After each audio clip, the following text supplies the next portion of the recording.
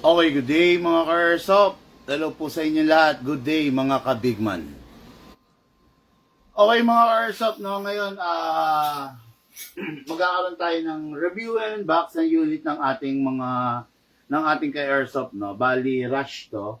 Pero first and foremost, kailangan ko maipaalam sa inyo, maibalita sa inyo yung konting chismis, yung konting updates, no? Regarding sa airsoft community na nagaganap ngayon. Maaaring hindi nyo alam to kasi hindi naman kayo ganong exposed sa mundo ng airsoft. Pero sa mga tulad ko, dapat alam ko to at dapat maipaalam ko sa inyo na aking mga ka-airsoft. Okay, no? First and foremost, bakit dito nakaharap yung camera natin?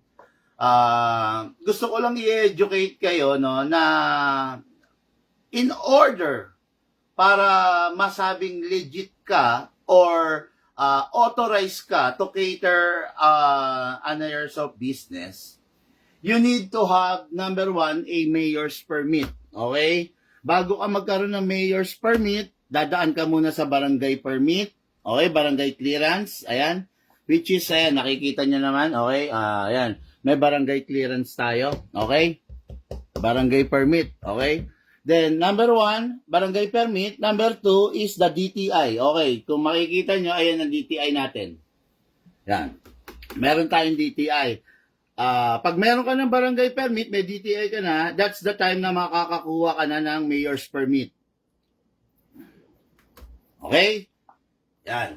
Mayor's permit. Okay? Ngayon, after mo makakuha ng mayor's permit, that's the time na kukuha ka na ng BIR registration. Ayan. Meron tayo nito, syempre, dapat lagi nakapaskil to. At saka meron tayong certificate of registration from the BPI. Okay? Ayan. Ayan. Nakikita nyo naman, kompleto tayo ng permit, no? Then, after that, ito na yung pinakamabigat dyan, no? Ito. Kailangan meron kang tinatawag na license to deal, okay? And display. Yan, license to deal, okay?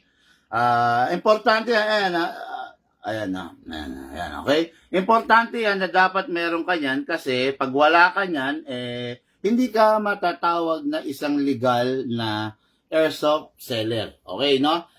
Yan ang pamantayan ng pagiging legal at tapos dapat yung mga yan is lagi nakapaskil. Ayan, no? Talaga nakapaskil, open into public, pwedeng siya sa atin, pwedeng tignan ng kahit sino man. Okay? Kaya ang inyong lingkod, ang Big Man Hobby Shop, authorized talaga na seller, no? Hindi tayo fly-by-night na seller, hindi tayo magtatago, hindi tayo manloloko, hindi tayo manggagancho, no, ng mga player para lang sa counting halaga. Okay? Uulitin ko, Yan, ang inyong lingkod ay authorized, no? Authorized by the Philippine National Police, by the Philippine government to sell, to deal, and to display airsoft. Okay, yan makikita nyo naman, yan from the PNP, okay, Mayor's Permit, Certificate of Registration, DTI, kompleto tayo, no? Yan, Santa Maria, kung saan tayo located, okay?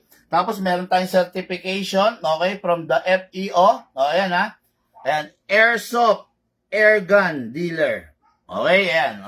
So, kompleto tayo with the fire, with the sanitation. Ayan. Kailangan yan nakapost lahat yan. Okay? Ngayon, magkakaroon tayo ng konting updates, no? Ito na yung sinasabi ko dati. Dali, iayos ko lang yung camera, no? Ito na yung sinasabi ko, bakit ang Big Man ay hindi nagke-cater ng mga budget meal na unit? Okay, ito. Ayan na.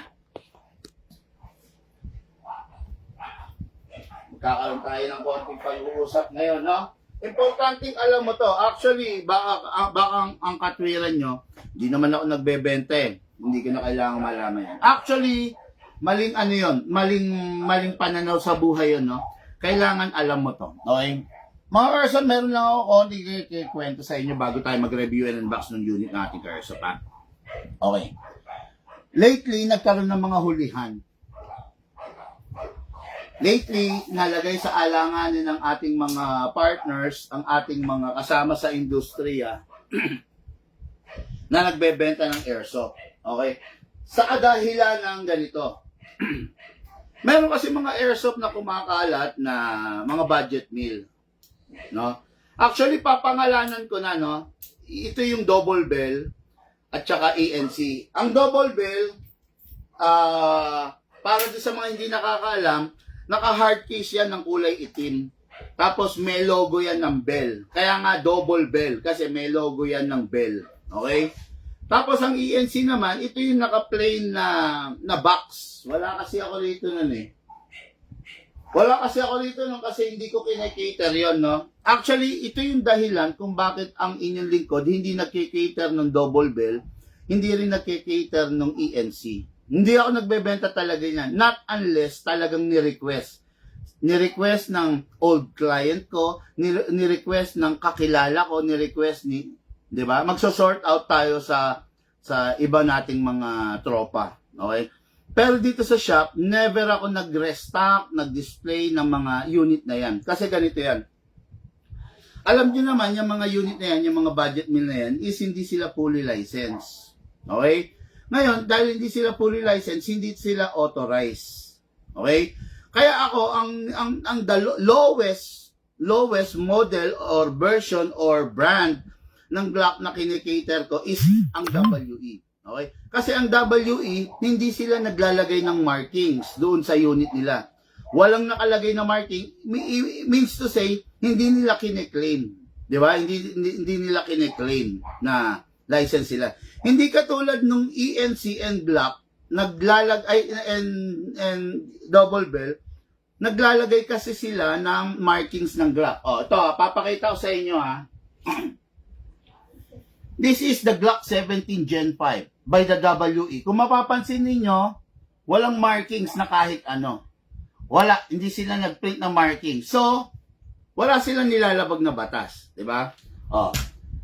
Ito papakita ko sa inyo. Glock 17, Glock 18 Gen 4 by the WE.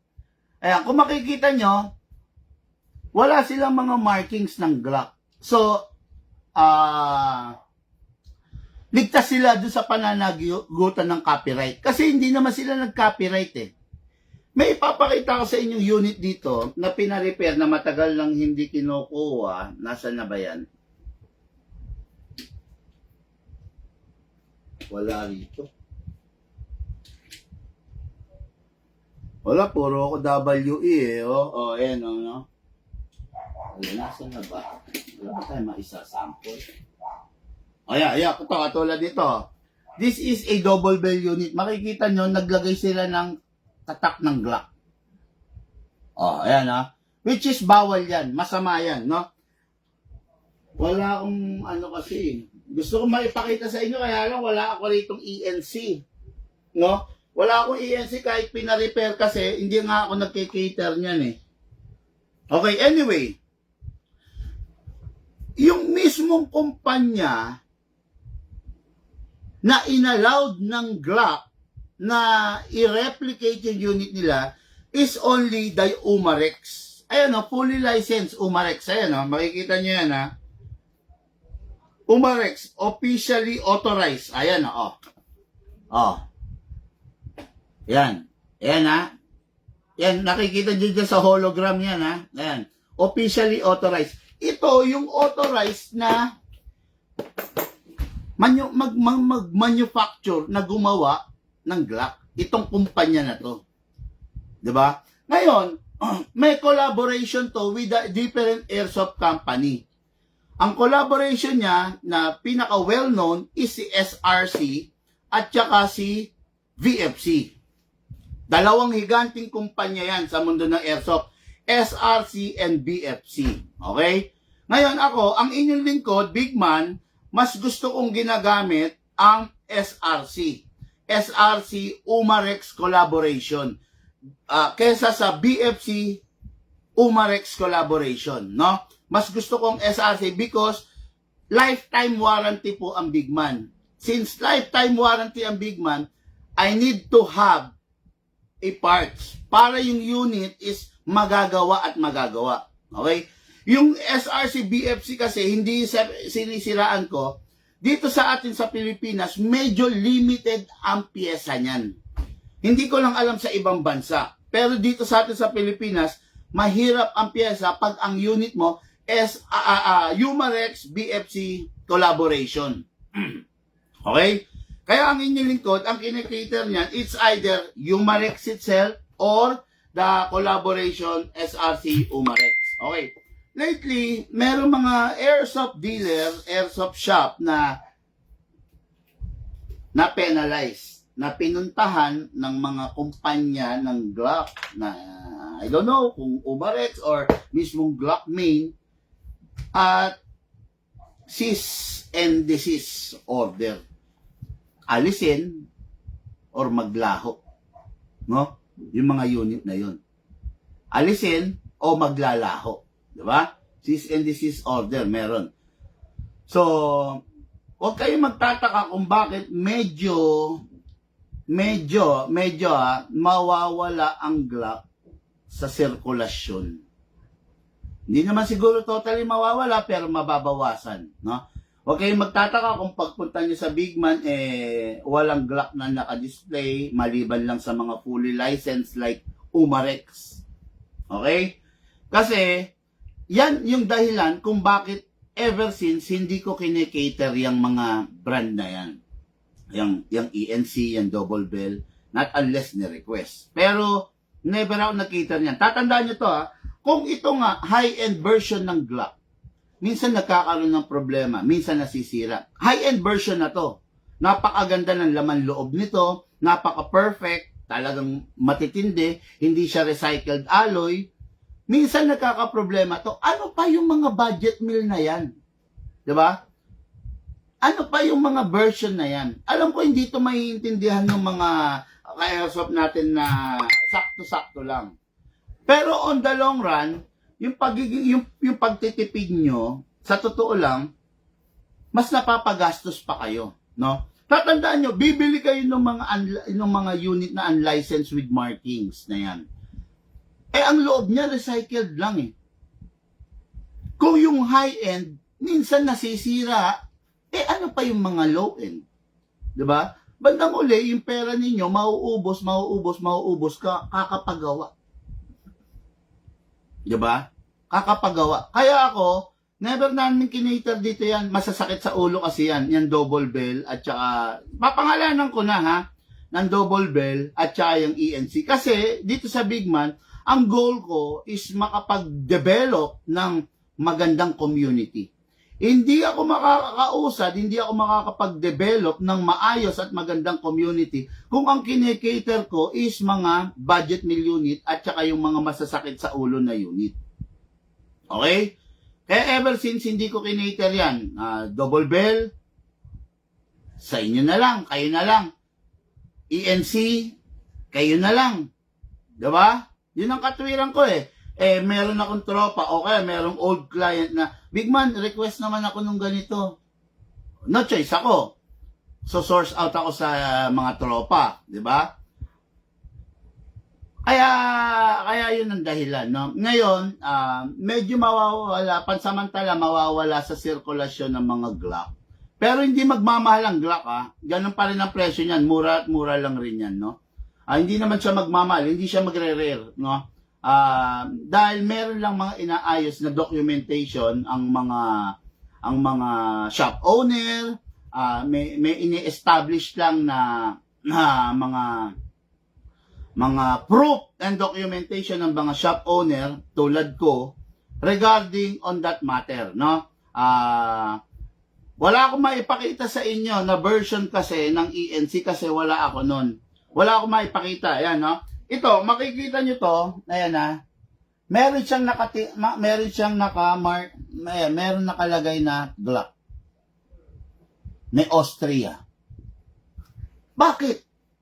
Kasi license to.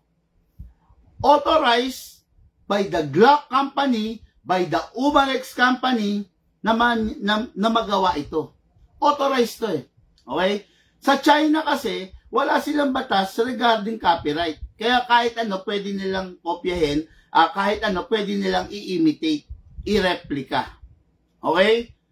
So, sa atin kasi meron tayong batas kasi ayaw natin ng copyright. Hanggat maaari, ini-implement natin na wag magkaroon ng copyright.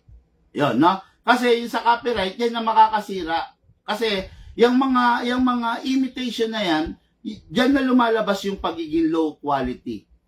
'Di ba? Halimbawa, binigay mo sa tatay mo airsoft. Okay. Binigyan mo siya nung mga mumurahin na Glock. Ngayon, ginagamit niya. Maya-maya sira o kaya mahina. Tapos nasira, hindi maipa-repair. Ano yung magiging mindsetting ng tatay mo, ng lolo mo sa airsoft? Iisipin niya, pucha, wala naman palang kwentang airsoft. Di ba? Ang airsoft pala, sirain. Ang airsoft, mahina. Ang airsoft, laging papagawa. Ang airsoft, magastos. Yun ang magiging mindsetting ng tatay mo na binigyan mo ng airsoft. Ang binigay mo kasi sa tatay mo, mumurahin. Pero kung yung tatay mo, binigyan mo ng license na unit, no, nang hindi mo murahin, ng dissenting unit, malamang sa malamang yung tatay mo mag-i-enjoy. Kaya hindi nag-i-enjoy yung mga tao na gumagamit ng airsoft kasi ang kinuha nila budget meal. Kinuha nila yung mumurahin. Pero kung magandang klase yung yung kinuha mo, talaga mag-i-enjoy ka. Diba? Ayan, oh. Tulad dito, hindi mumurahin to. Diba? Hindi siya budget meal. Hindi mo to mabibili ng 3,000. Hindi mo mabibili ng 4,000. Hindi mo mabibili ng 5,000. Itong unit na to. Pero makakabili ka ng budget meal na Glock na 4,000, na 5,000. What do you expect doon sa mga ganong klaseng Glock? What do you expect? Bumili ka ng mura, expect mo superhero ka. Bumili ka ng mura, expect mo malalampasan mo pa yung high-end. Hindi siguro. Never mangyayari yun. Sa fairy tale lang mangyayari yun, di ba? Sa fairy tale lang, isang palaka, hinalikan ng prinsesa. Naging Prince Charming niya. Di ba? Knights in the shining armor, sabi nga. Di ba?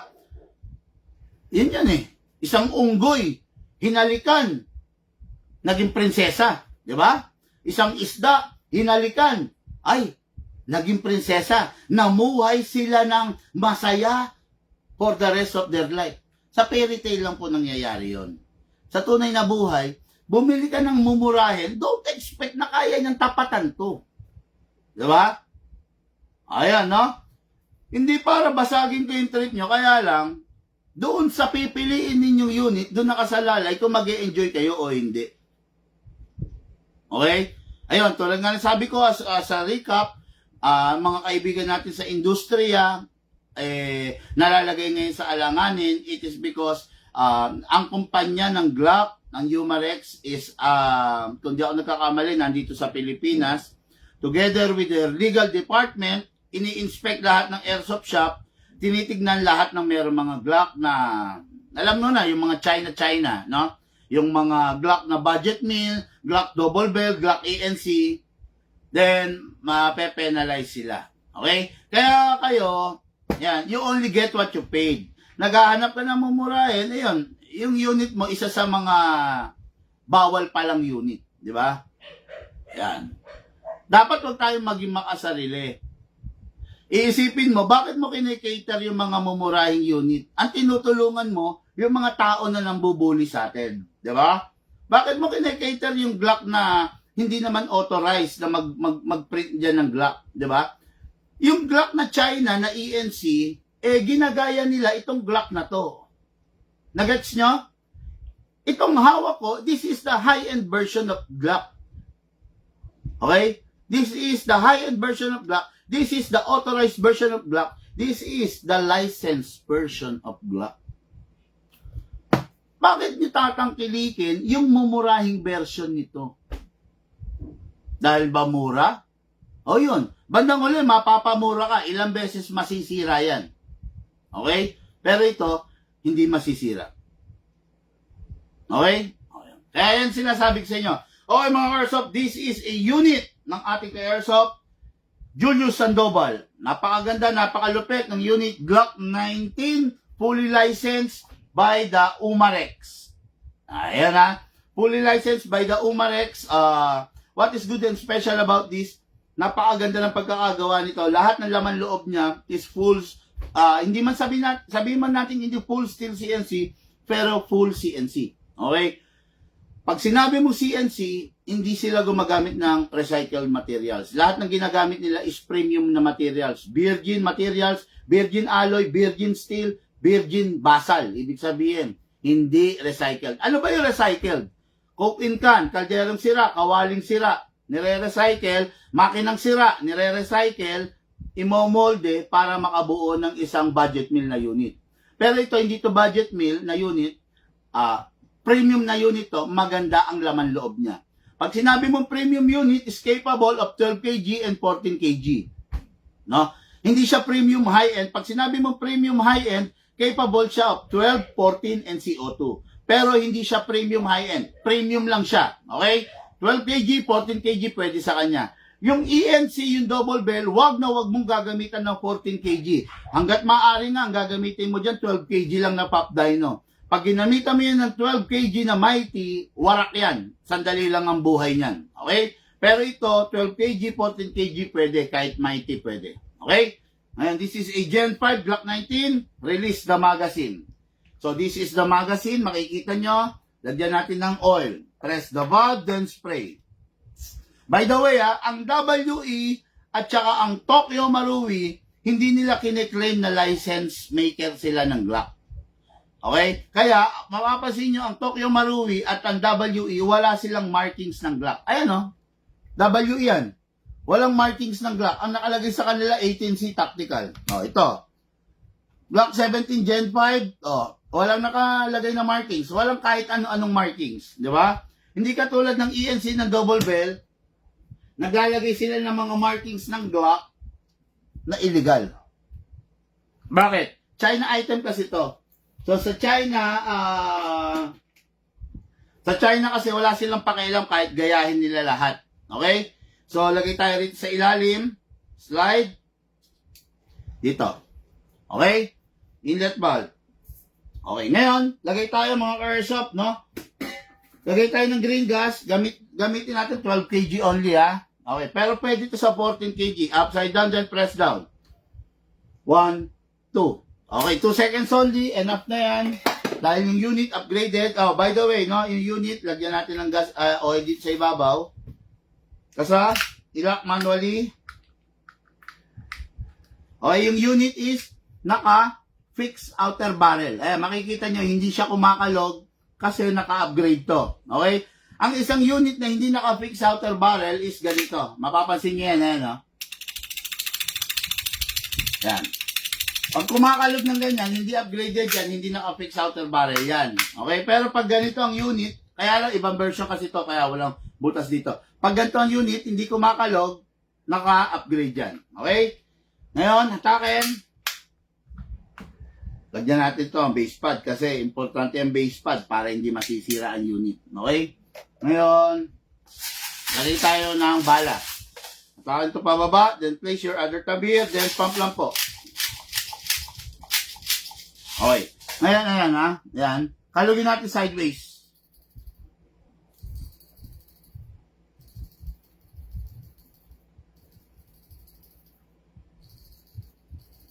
Ayan, medyo mahirap lang kasi inaalis ko yung bungi. Hanggat maaari dapat ganyan, walang bungi yan ha.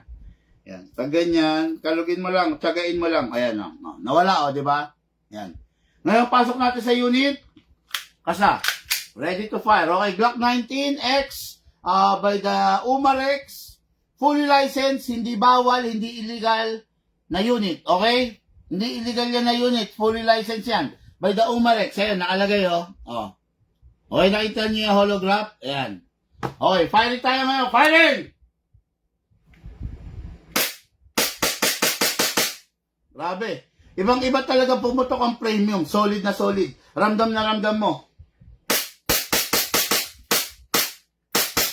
Open slide kasi wala na siyang bala. Next thing to do, release the magazine. Release the slide. Then rest the hammer by pressing the trigger. Unit ng ating ka-airsoft, Julius Sandoval of Bawang, La Union. Ito na po yung unit mo, bossing. ready for packing, and ready for shipping. Mga ka-airsoft, pag po natin tangkilikin yung mga China products na yan, no? Kasi yung mga China products na yan, yung ENC and double bell, isa po sa, ano yan, magpapabagsak sa ating airsoft community, no? Yung ENC, ginaya niya to gayang-gaya to. Siyempre nga naman, ginaya mo, bumabayad, di ba? Bumabayad tong legal na kumpanya nagko-comply.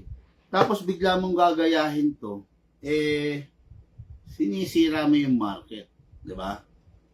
Ayan. Para doon sa mahilig sa mga budget meal, yung mga unit ninyo,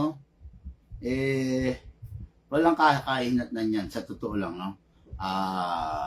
Walang kakainatnan yan. Hindi magiging rare yan, no? Bahagya, makikita nyo medyo mawawala sa sirkulasyon ng Glock, pero hindi mauubos yan, hindi mawawala yan, no? Ang lulutang lang talaga is yung mga fully licensed na ganito. Okay?